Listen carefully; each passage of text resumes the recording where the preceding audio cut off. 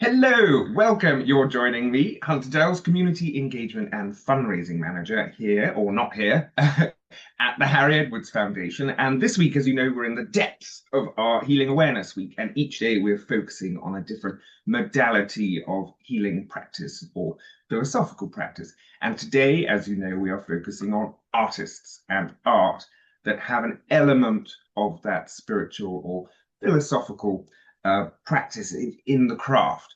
And on that note, it gives me absolute pleasure to introduce a delightful lady who is a ceramic storyteller, Katie Netley. Welcome. Hi, how you doing?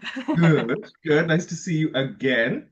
Thank Cool. you. Well, I guess the question on everyone's lips straight away is what on earth is a ceramic storyteller? So I make ceramic totem poles and ceramic arches, and they tell the my client's story. So, for example, I've just done a wedding arch where it tells the story of the couple and how they met and about their Oh, lives. And at the top, it tells it's got dates on there. It's got places they've travelled together, and they had it at their wedding. And at the top was a bell that everybody rang the bell when they came to the wedding. So it was a really lovely piece of art that I could share with them, and they shared it with all their guests, and it told everything about them. But then I've also done things like ones for birthday celebrations, and they're mostly surprises. So when they come home, they're like, "Oh," and it tells their whole life story about. I've done one for a gentleman who was he had an electrical company for many years, and I put solar lights at the top, and I didn't tell them about it until it was the evening, and then at the evening it lit up, and they were oh, even more amazing. ecstatic about it. But it has a star sign, and it has a ball in his, a ball that had a ring through his nose. Um, I'll have to show you some images of some of my artwork, but it's all very colourful, lots of pattern, and as you can see, I love colour.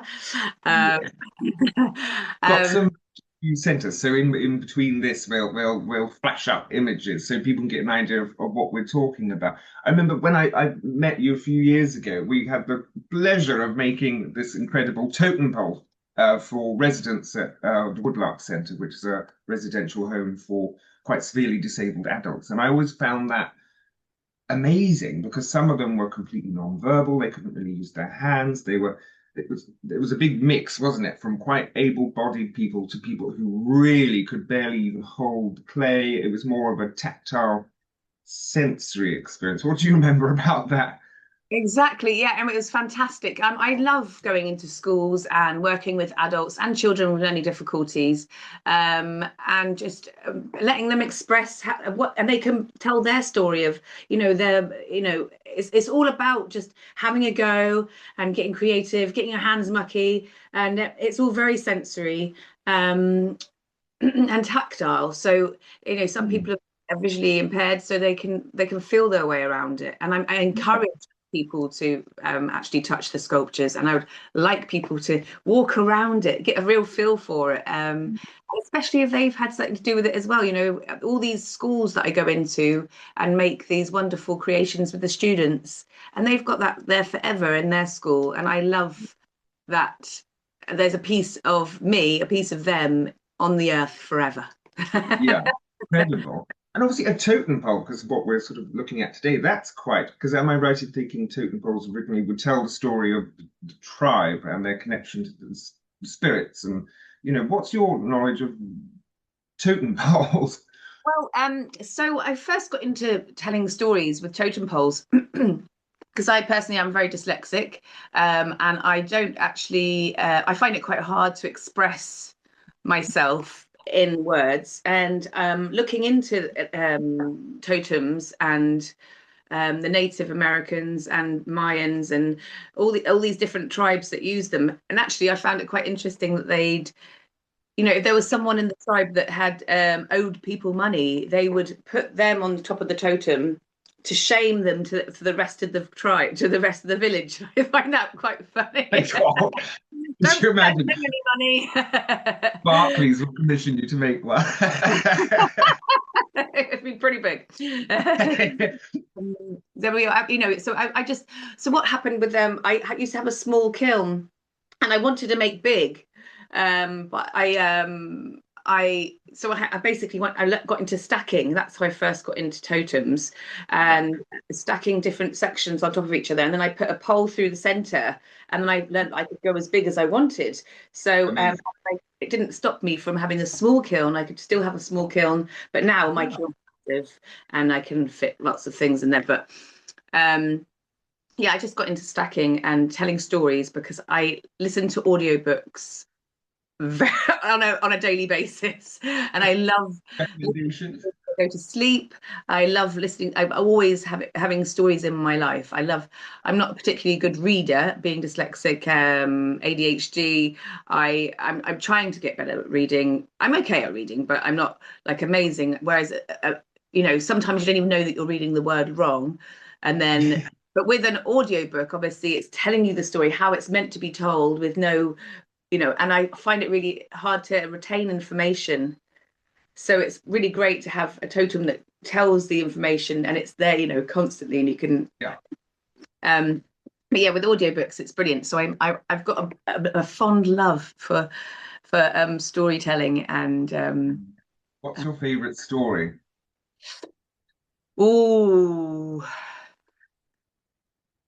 Oh, that's too hard. I know.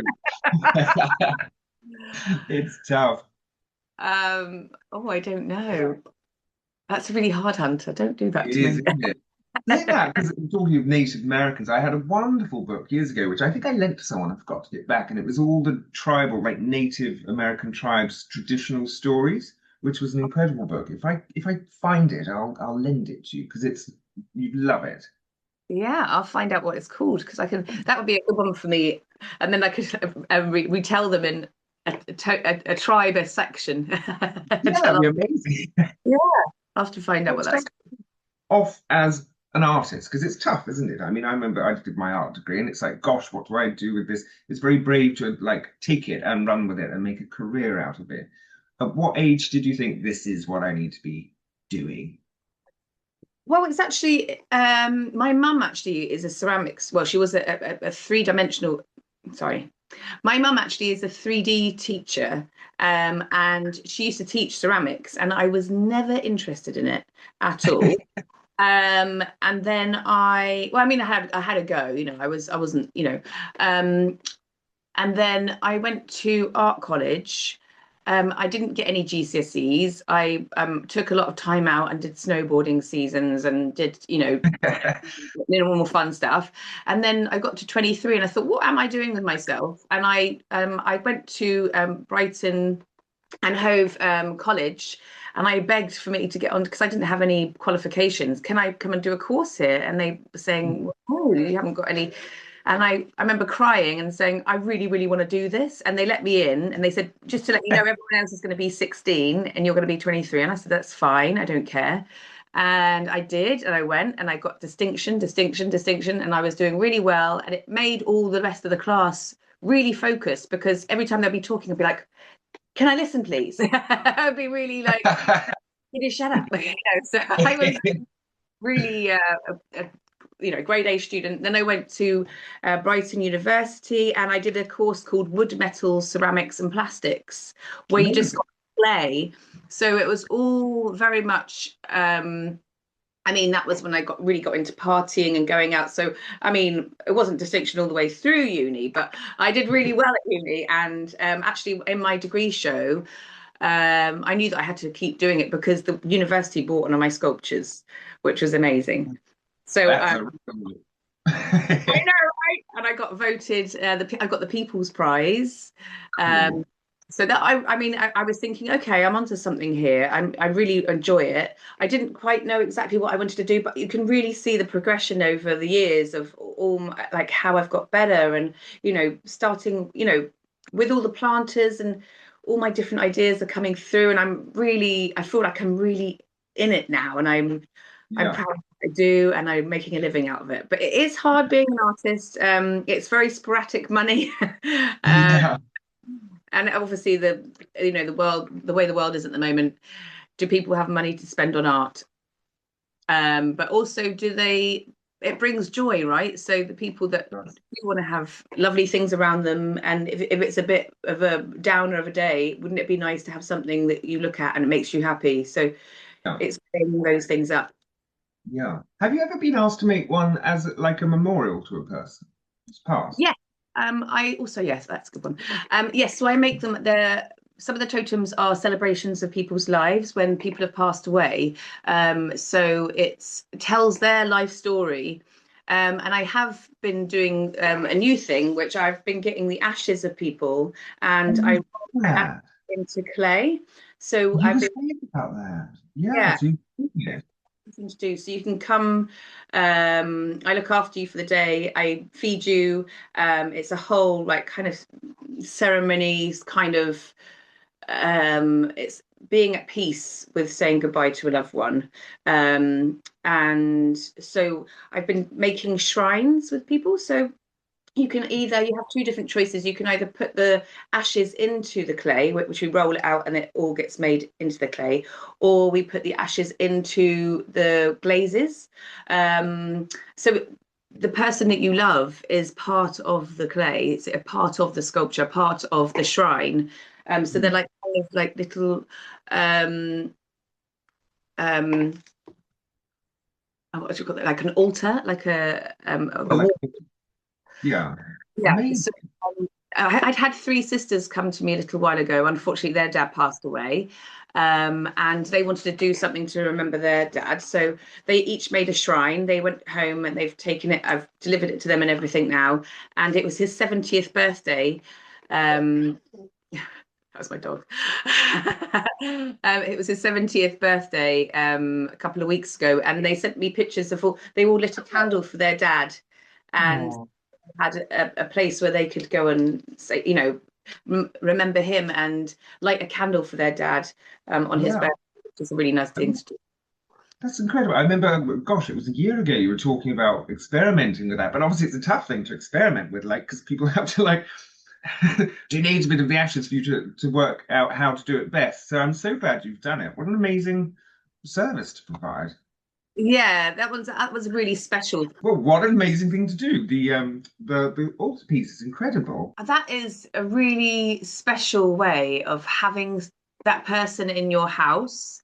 And you don't have to see it all the time. You can put it in a place where you don't have to see it all the time. But if you want to, you can, I've also made a totem pole for a girl that was a friend of mine actually, and she died in a snowboarding accident. Oh, Her mum phoned and asked if I would make a totem pole about her. Her name was Mims, and she was an artist in herself. And I got all of her paintings and drawings, and I carved them into the totem pole for her. And there was a place on there for her to have the ashes. So she didn't really know what to do with the ashes, but she scattered them around the totem pole. And she says that she has a bench by the totem pole. She goes speak to Mims every day, and that's where she, oh, which is a lovely thing to be part of, actually. And it's actually yeah. gives me bumps. I know. Um, Me too. I'm like, oh, you couldn't it, get more healing than that. Like using art as a healing practice, particularly around bereavement and grief. You know, one of our days this week is focusing on bereavement and grief. I think we should add a little section of yours into that day as well, because it's an important process. It's a difficult process, grief to go through, and art can be such an incredible healing process.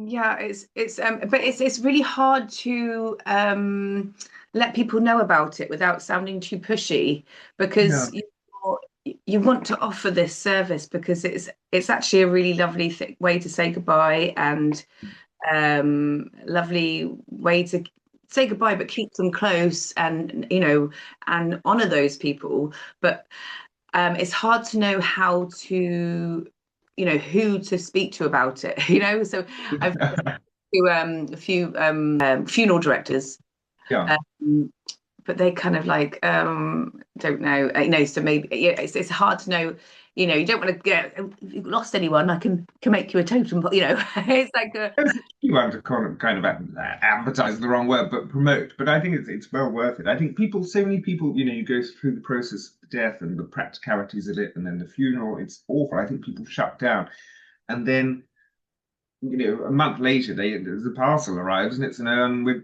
and they just don't know what to do with them then. And I think that's so lovely that there is something beautiful and meaningful. So, and beyond that work, you've got some incredible exhibitions coming up. You've been a busy woman. You've got Ramsden Gardens, Leonard's Lee Gardens, BBC Gardeners Spring World Fair. Where's that?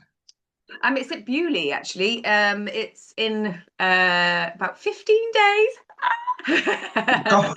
Yeah, so I'm glazing away. I'm just making I'm making up the owl. So I've put at the top of the arch is going to be a big owl basically, and this is one of the wings. Amazing. So yeah, it should be great. I've been making water features, so I've been making totem poles that turn into water. I've big arches. I've got lots of planters. So I do love to sit in coffee shops in Brighton, draw lots of people. I actually got the train back from Brighton on Sunday, and it was a cancelled train. So there was lots of people standing around me, and I was just in my loving it because I was drawing everyone. So you should check out some of my planters. They're great. So they have the hair coming out of the plants coming out of the hair.